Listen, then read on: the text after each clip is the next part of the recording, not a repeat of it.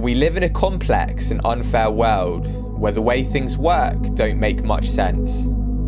Those in power tell stories to keep us blinded and distracted from this cruel reality. But those stories become increasingly unconvincing, desperate, and hollow.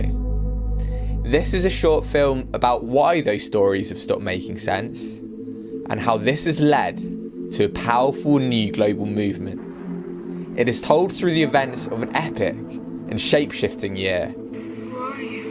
Why don't you come to me? This is Vegan 2016.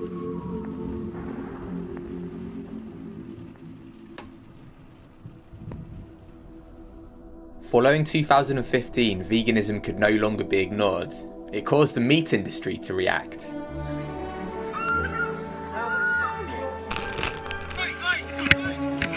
There's a lot of resistance when you talk about veganism. But what if this response is a sign that times are changing? Veganism is growing, while the animal agricultural industries are trying desperately to hold on to their profits. And to understand exactly how this is happening, you have to look firstly to the events of early 2016.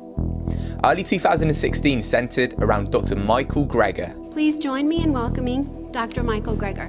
Dr. Greger is an American physician and public health expert. For years, his views had been ignored by the mainstream, but in 2016, something very different happened.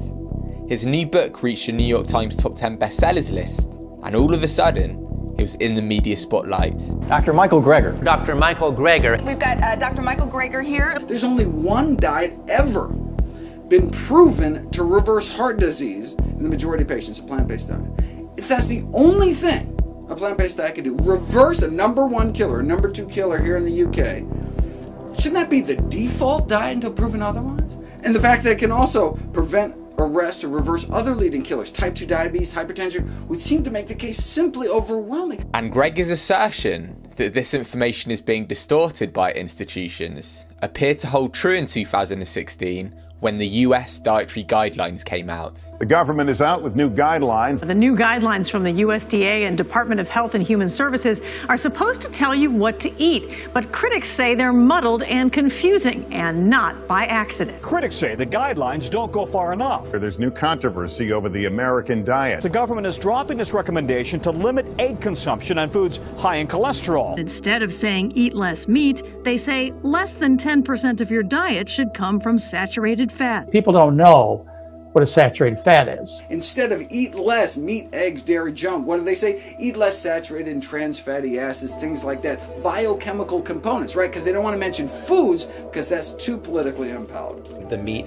dairy, and egg industries are huge investors in the government, as is the pharmaceutical industry. The meat industry does not want the American government saying, eat less meat. We are being manipulated by an industry that thinks that we are cash cows. These are multi-billion-dollar industries that put a huge amount of effort, not just into advertising their products, but into changing federal policy. Dr. Neil Barnard is president of the nonprofit Physicians Committee for Responsible Medicine, which is suing the government, claiming the egg industry used its influence to try to weaken warnings about cholesterol. The egg industry is paying universities, where these people are then put on the committee to decide whether eggs are safe or not. That's a conflict of interest. And another industry, the mainstream media, has attempted to influence consumers' preferences this year. Throughout 2016, they've provided a vaudeville of anti-vegan content, bringing attention to veganism in a very biased way. There's a story in the paper today, the headline, "Fashionable veganism is harming health." It's also vegan. You can't get all the nutrients you need. They can go and get some lamb. Some can end up deficient in vitamin D, calcium and iron.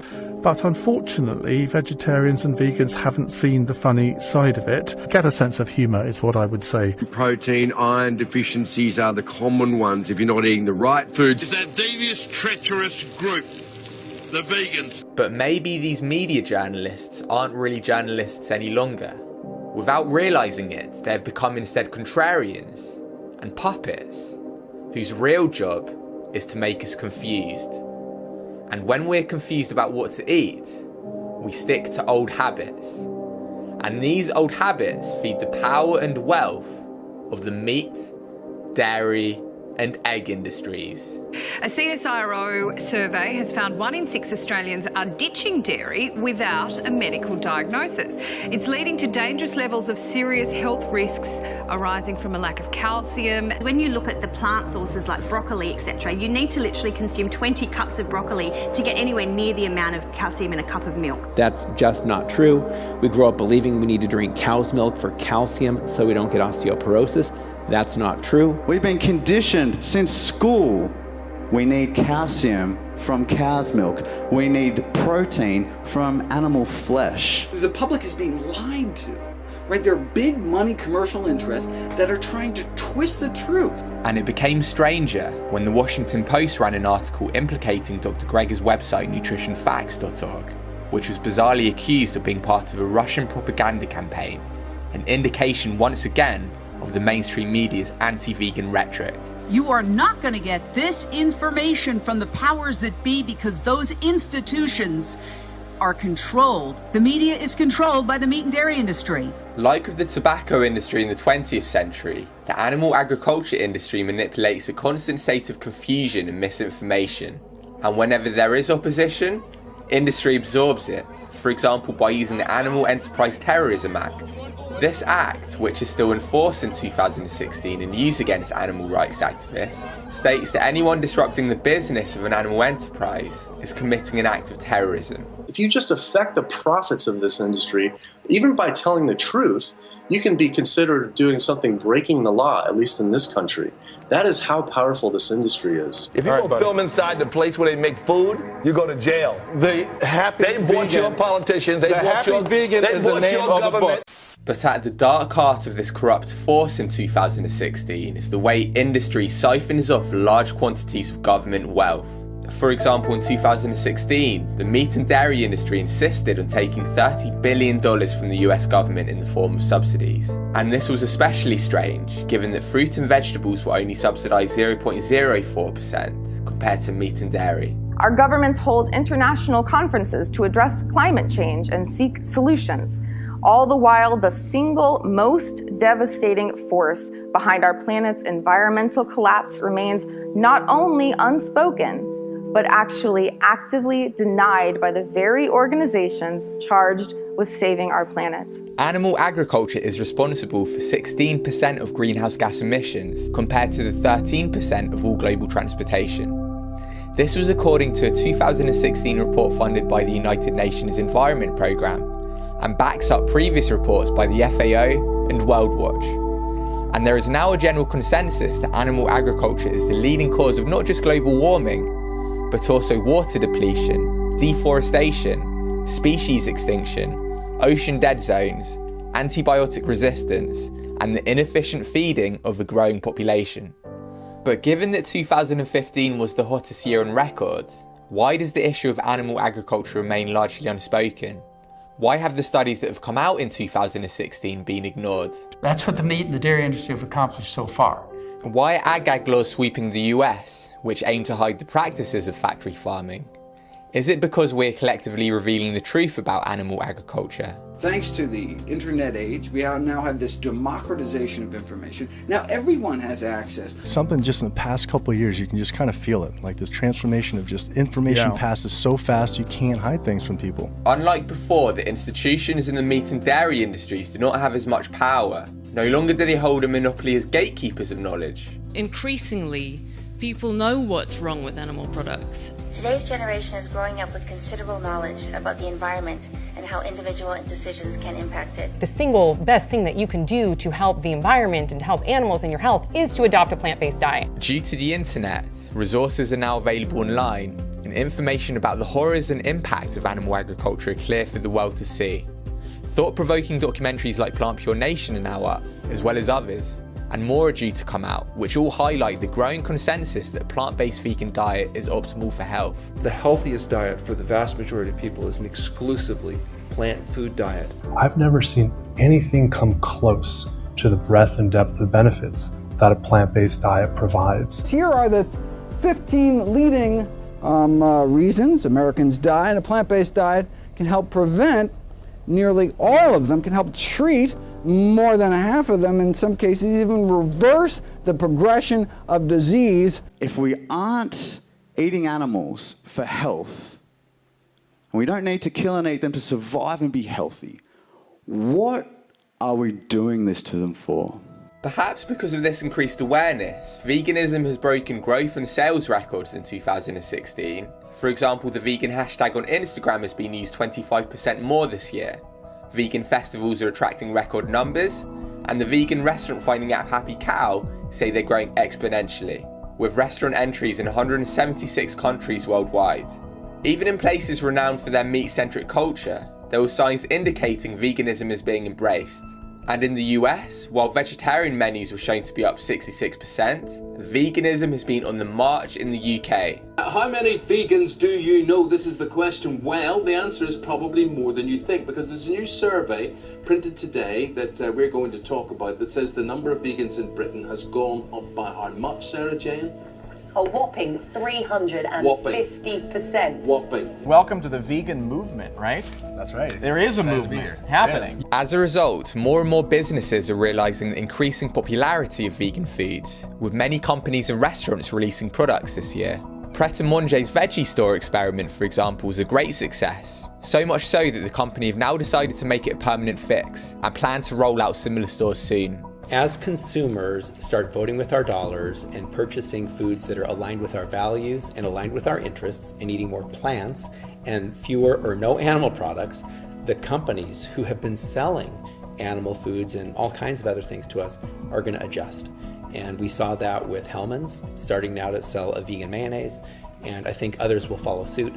Tyson, a huge meat company, recently invested in a vegan plant-based company called Beyond Meat. And I think those trends will continue. If people ask for vegan meals, well, guess what?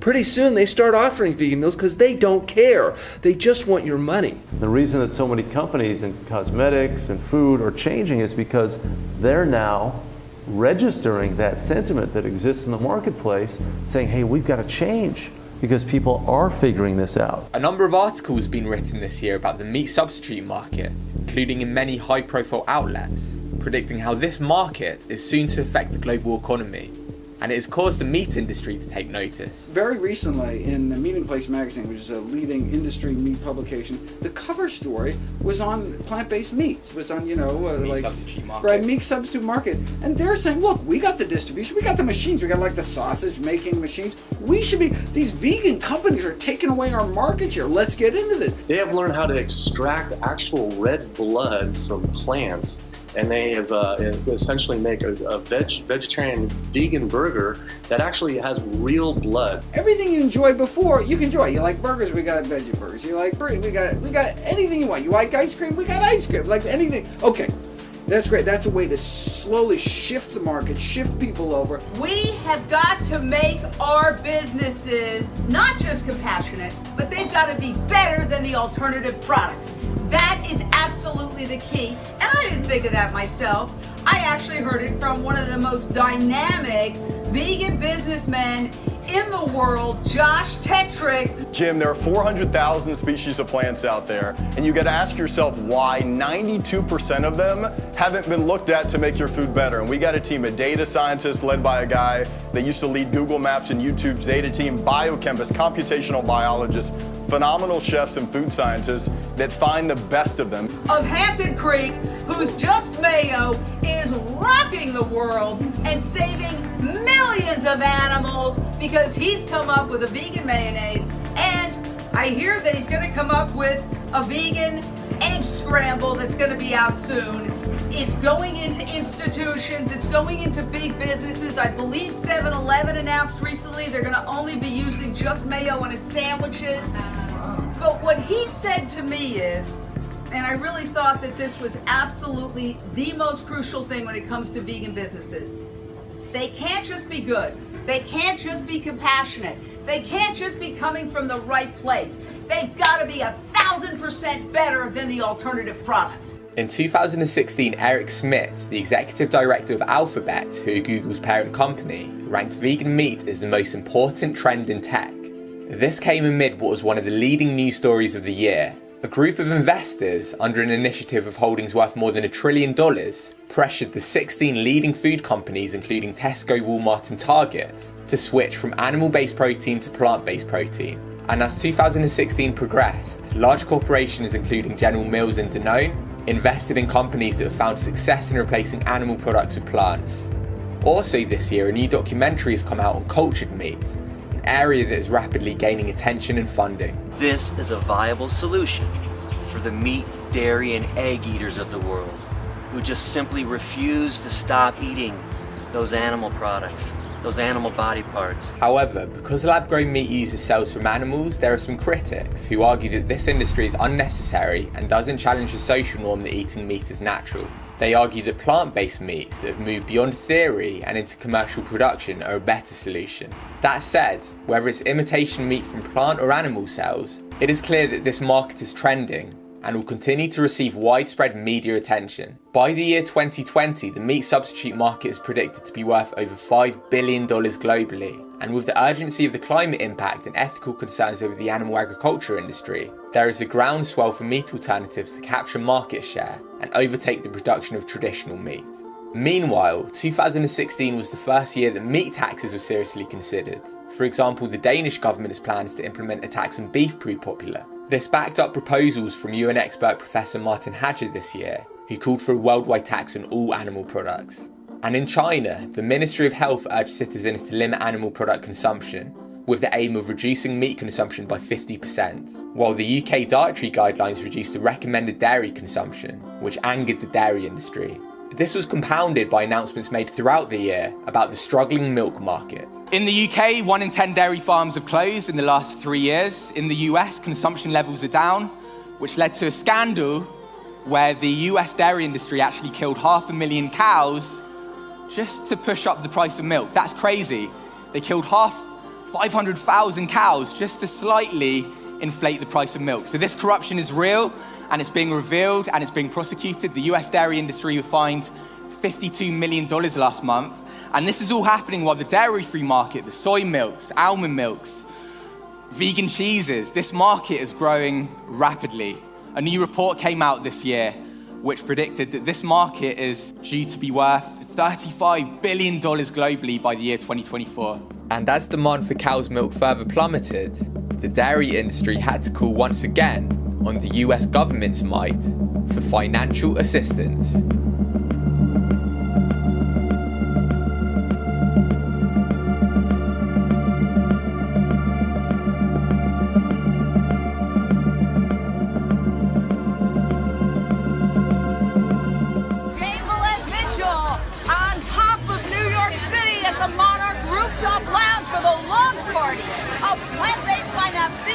A groundbreaking new show that's going to debut on A&E's FYI network. And celebs are here tonight. The beautiful Katy Perry, the glamorous and gorgeous Simone Reyes of Death Pictures. Now, I know you're very soft-spoken, but speak up. I will speak up. Speak up. Why are we here? We're here to support a vegan diet, a healthy lifestyle, and to teach people that it's really important to live consciously and compassionately. The plant-based lifestyle also received new support this year from a number of large social media channels. So before I get into this video, I'm going to make a little bit of a disclaimer. I have been vegan for a little bit now, and I love it. I do eat a plant-based diet, so I don't eat any meat or any animal byproducts. And let me tell you, I never touched meat again. I literally canceled my dinner plans and I said, I'm vegan now. Vegan body. I really like it. Good. I'm glad you like it. It's weird. Fake chicken tastes better than real chicken. Right? Yeah. So good. The more research you do, the more you are just absolutely turned off and grossed out by it. I 100% believe that I will see a vegan earth before I die. Other big channels that promoted veganism this year include Ricky Dillon and Natalie Tran, and it has never been easier to live vegan. Online access to vegan food and garments from sites like veganshoppinghub.com are proving popular to even the most isolated vegans, and a number of celebrities have promoted the lifestyle.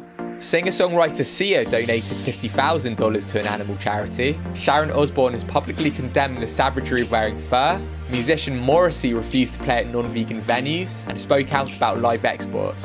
Famed film director James Cameron teamed up with Arnold Schwarzenegger in a campaign that urged people to eat less meat. Leonardo DiCaprio shared pro-vegan videos on his Twitter page.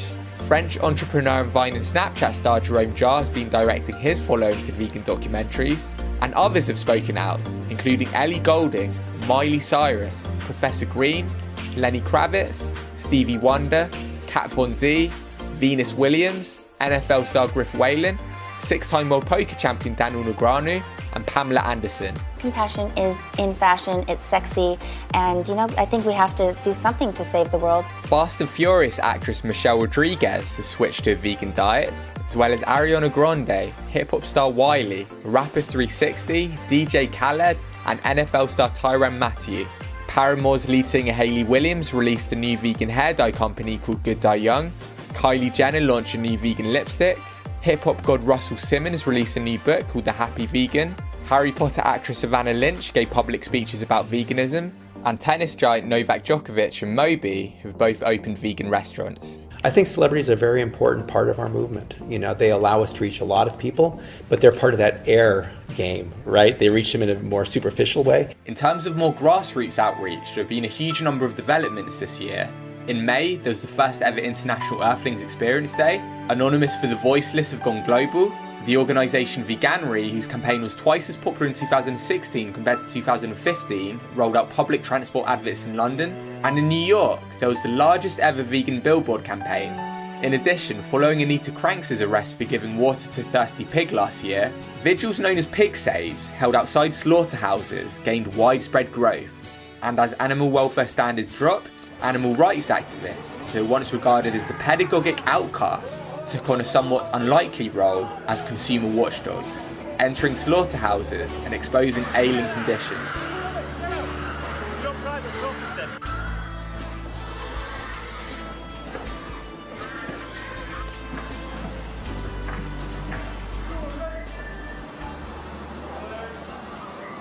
This industry is all about productivity. It doesn't care about the animal's welfare, it doesn't care about the animal's well-being or their psychology. It's about producing as much as possible with as little. Under horrendous conditions. I mean, they can't move.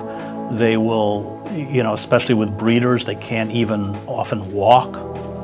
And disease is rampant. That's it. I mean, 80% of all antibiotics sold in the United States go into animal agriculture because these animals live in such horrendous conditions. The only way to keep them alive is to feed them drugs. Right. And they're essentially, tortured their entire life and then slaughtered. I don't think it's an exaggeration at all to say that. And that's why we have ag laws, because if people actually saw how their meat products were being produced, it would be so appalling that it would be very hard to consume these products. Correct, you said what's written here is far from reality. Exactly what is not true? Raised cage-free, you saw it. That's what they call cage-free. You can cram them in there till they can't move, but if there's not a cage in there, they call them cage-free. I find this pretty hard to take. These mothers have just given birth recently, and they're in what are called farrowing crates. You can see the mothers can barely move. But we're told that we have the best animal welfare standards in the world. What would you say to that? It's a complete lie. The worst offenders on this planet, pedophiles, sex offenders, murderers, do not get treated anywhere near as badly as the way we treat the most innocent and vulnerable beings on this planet. They have their tails cut off without painkillers. They have their ears notched, big chunks of skin cut out of their ears. The males are castrated without painkillers. Pigs spending their days like this. And this place is filthy. There's rats, there's maggots, there's flies. It's disgusting. Prompted by the increased awareness of the meat industry's darkest secrets, there were a number of protests around the world in 2016. In London, a small march turned much bigger and vehement, prompting police to shut down the streets. And it was the events from this day that provided a powerful and stark vision of the coming battle between two sides of history.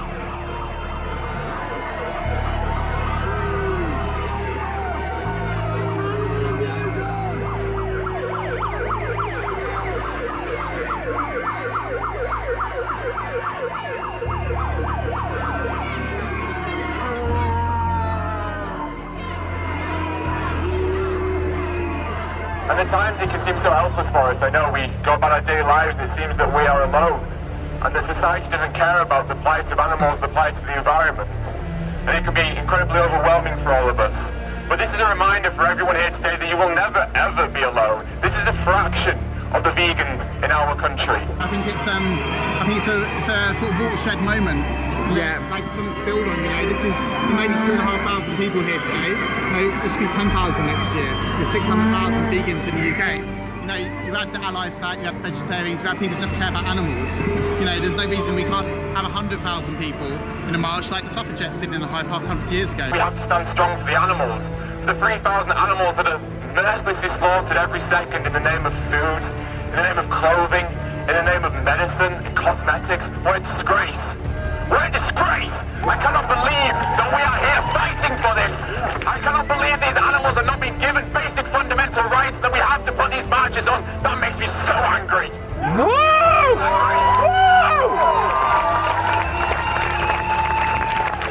I can't believe in this day and age we still have to fight oppression. I can't believe we have to stand up and make the politicians and the general public listen to our demands.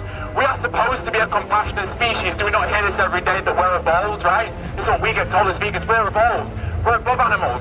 If we're above animals, then why can't we start using emotions like empathy? That's what's supposed to make us more evolved, right? Our emotional capacity. So why don't we use them? Why don't we show empathy and compassion and mercy to these innocent beings that have never done anything wrong to us? How can we possibly allow ourselves to fit into a society that thinks compassion is extreme? What a ludicrous world we are living in. We have to take a step back, and we have to do what's right for everyone. We have to do what's right for the planet, because if we carry on the way we're going, as you all know, we will have no planet to live on.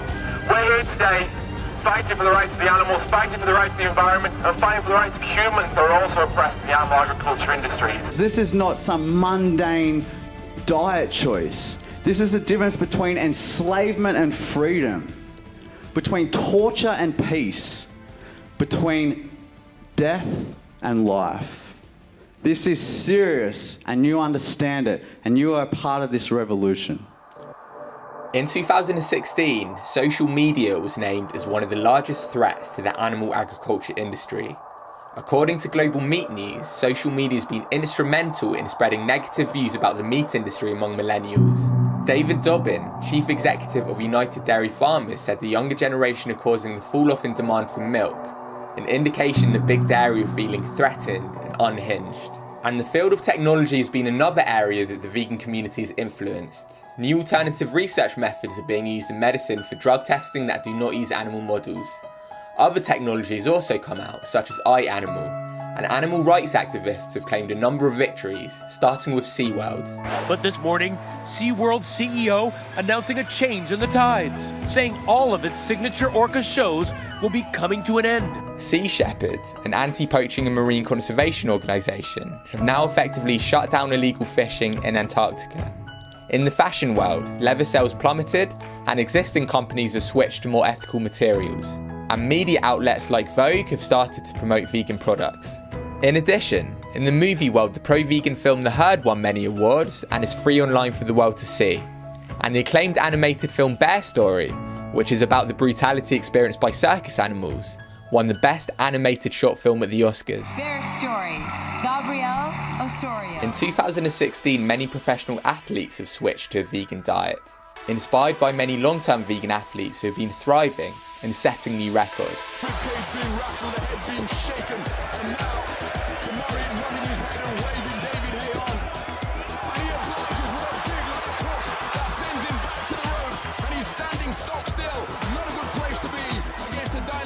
Such as David Hay, you may as well sign up to face a firing squad at dawn. There's a massive right hand,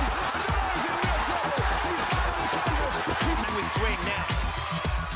Get your foot on it to the feet. There we go. Is a vegan coming? Is that like Mr. Spock? That's Malcolm. That is Malcolm. I give up. He's known as the live wire, and it's another electrifying performance. Here we go.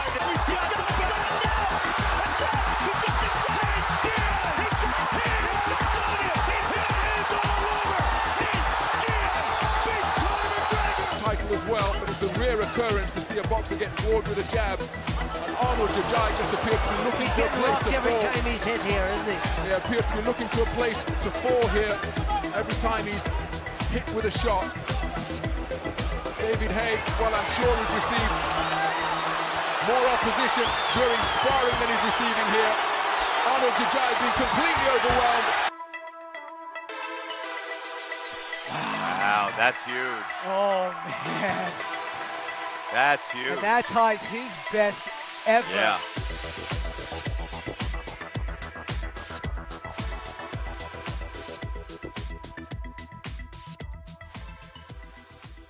Also recently, Tesla have announced that the new SUV model is vegan, live animal testing is no longer included in MD programs in the US, plant-based conferences such as those organised by VegSource and the Physicians Committee have seen record attendances, daycare centres are going plant-based in Finland, vegan medical clinics have opened up in the US, and the world's largest organisation of nutrition professionals declared vegan diets to be very healthy and can prevent and treat chronic diseases. Medicine is on the absolute cusp of a seismic revolution in health. Also this year, the Netherlands placed a hard limit on the recommended meat consumption, the environmental organisation Greenpeace have started to talk about the benefits of veganism, the world's happiest man became vegan, and national awards have gone to vegan butcher shops and pies. With vegan products coming out all of the time, and plant-based foods predicted to be a top trend next year, it is clear that veganism is starting to disrupt our economic system. I'm a street fighter. I'll get down and dirty with you. I'll do whatever I can to save your children, to save your community, to save our medical care system, to save the environment, and even these days to save the animals. But there were some odd events in 2016. SeaWorld employed a number of staff, but it was revealed many worked to spy on vegans. Singing star Christina Grimmie continued her animal rights activism, but was shot dead in June. Hunting videos were actively promoted by YouTube, but vegan educational videos were often censored. Turin in Italy was tipped to be Europe's first vegan city, but an Italian member of parliament wanted vegan parents jailed. Lawmakers in Italy are drafting a law that could put parents in prison if they impose veganism on their children. It sums up the strange mood of our time, where even though the vegan lifestyle has never before been more popular, there is still so much resistance. The movement and the message is happening, but in the other direction I've seen a tremendous amount of hurdles and difficulties. Listen, I don't know what it means. I just know that I'm supposed to hate it. Why are you supposed to hate it? The internet tells me to hate it. Vegan is basically no animal products, period. Like, okay, I do hate it. There are a number of political, economic, and certainly cultural hurdles that we need to continue to work on. There is a constant drum of indoctrination into carnism. So you're hit with billboards as you're driving, and you're hit with commercials that subliminally connect eating meat to everything from sex appeal to patriotism to status to all sorts of things. And these are just subliminal manipulations to keep people eating meat because people are making money off of it. I'm in despair over the deception that's misleading the public. With all this propaganda, the animals don't have a chance. We're running up against some really, we're walking to some tall grass. We're fighting, big pharma and big dairy, and that's going to be hard. It's a steep hill to climb sometimes, but it's just worth it because this is the truth. The karmic debt that we're accumulating by this massive slaughter is unjustifiable on every level. We're at a crisis point. I think we're also at a very interesting and exciting moment where openness to the vegan movement, to the vegan lifestyle, to trying to live our life in a more sustainable, sort of, karmically aligned way has never been more well received or in vogue. The single most effective thing anyone can do to both improve their own personal health as well as improve the chances of healing this environment and having our species survive on this earth is to reduce or preferably eliminate your consumption of animal flesh and dairy products. It's the biggest and most urgent secret that finally, thank goodness, is getting out. Looking back at the last 12 months, 2016, like last year, showed significant progress in the way the mainstream started to adopt veganism. However, vested interests impeded momentum more than ever. But plant-based news will continue to follow this struggle over the coming years, so join us as we gather the stories shaping this movement and endeavour to document the rise of justice.